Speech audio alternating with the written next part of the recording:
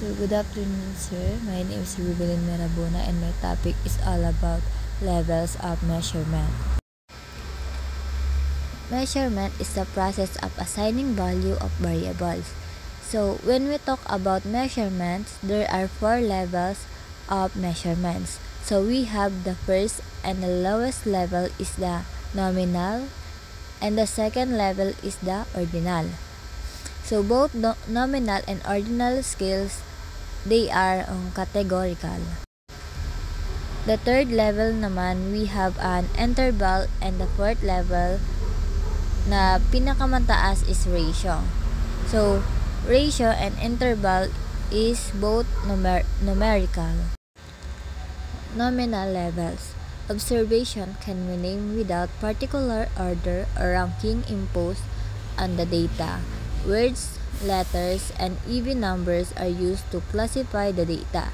So, for example, gender, M is for male and F is for female. So, let's proceed with ordinal level. So, describe ranking or order. The difference or ratio between two ranking may not always be the same. So, we have our examples: competition, placement.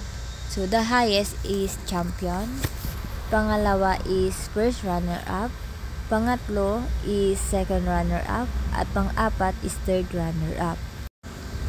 So, makikita natin kung ano ang mataas at alin yung mababa sa certain categories. Pero kapag sinabi natin na yung difference between two ranking may not always be the same. Ratio levels.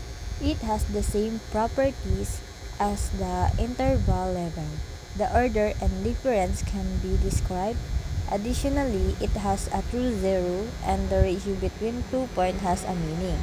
So, example, mass: 10 kg, 50 kg, 10 kg, and 0 kg.